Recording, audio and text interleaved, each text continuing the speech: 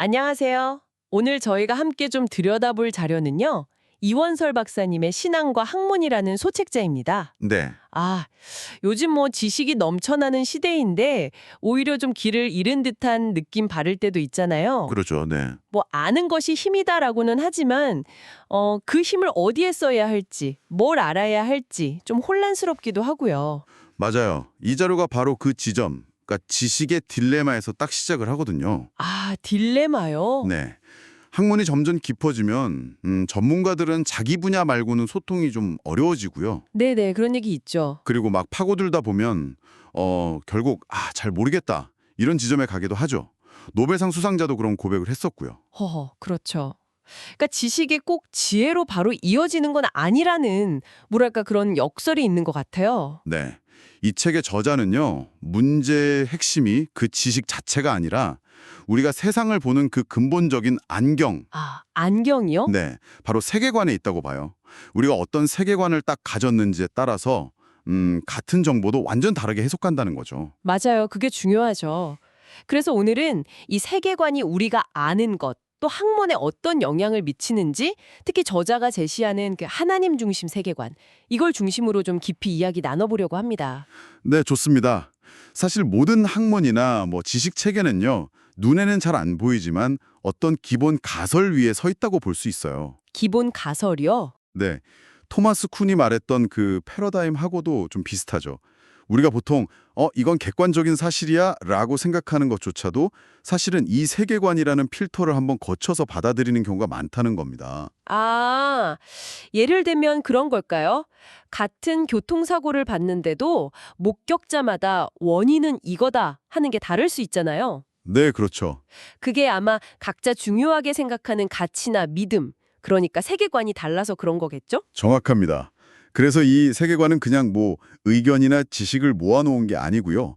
우리의 생각이나 행동 방식 아주 깊숙한 곳에 영향을 미치는 일종의 신념 체계라고 할 수 있어요. 월터 스토프가 말한 컨트롤 빌리프요. 신념 체계. 아, control belief. 네. 그러니까 뭐 무엇이 진짜 실제하는가? 실제관. 인간은 도대체 어떤 존재인가? 인간관. 죽고 나면 어떻게 되는가? 사후관. 무엇이 옳고 그른가? 도덕관. 역사는 어디로 흘러가는가? 역사관. 뭐 이런 아주 근본적인 질문들에 대한 답들이 묶여 있는 거죠. 그렇군요. 저자는 이 세계관을 크게 세 가지로 나누더라고요. 자연 중심, 인간 중심, 그리고 유일신 중심. 네, 맞아요. 그러면서 특히 성서에 기반한 하나님 중심 세계관이 학문, 그중에서도 과학 발전에 굉장히 중요한 역할을 했다고 주장해요. 이 부분이 저는 좀 흥미롭던데요. 네, 그게 이 책의 아주 핵심적인 주장 중 하나인데요. 우선 자연을 어떻게 보느냐 하는 관점이에요. 자연관이요? 네. 이 세계관에서는 자연이 어떤 신적인 존재가 아니라 질서와 법칙을 가진 피조물로 여겨져요. 아, 피조물. 네.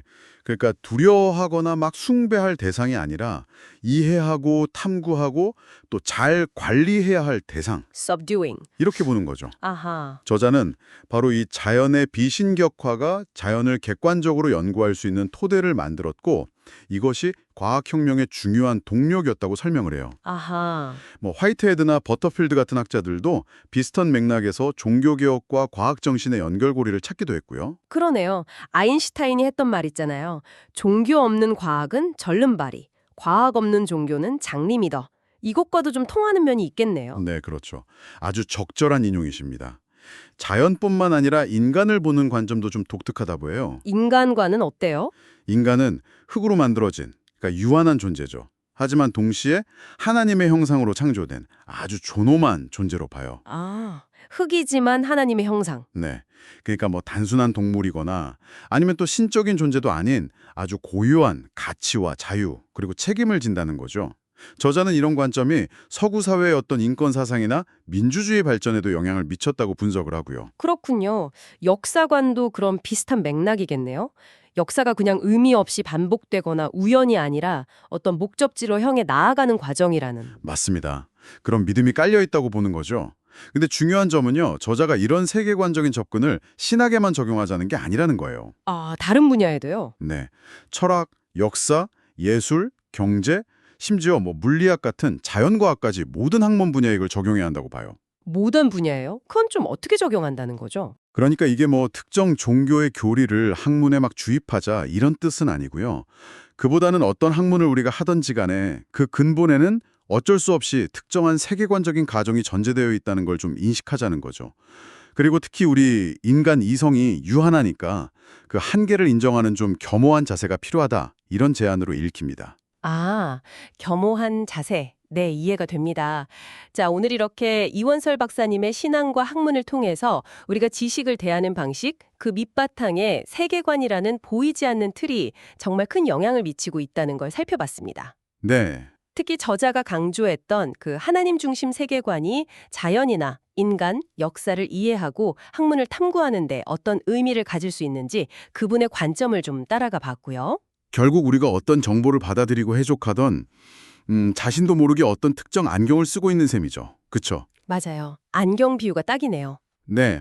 그래서 내가 지금 어떤 안경을 쓰고 있는지, 다시 말해서 나의 그 기본 가설이나 세계관은 대체 뭘까 한 번쯤 돌아보는 게 중요하지 않을까 싶네요. 네, 정말 그렇습니다. 그래서 마지막으로 당신께 한번 질문을 던져보고 싶어요. 세상을 이해하기 위해서 당신은 알게 모르게 어떤 기본 가설 혹은 어떤 세계관에 기대고 계신가요? 그리고 그 믿음이 당신이 정보를 받아들이고 또 지식을 쌓아가는 그 과정에 어떤 영향을 주고 있다고 느끼시는지 한번 스스로에게 질문을 던져보시는 것도 꽤 흥미로운 여정이 되지 않을까 생각합니다.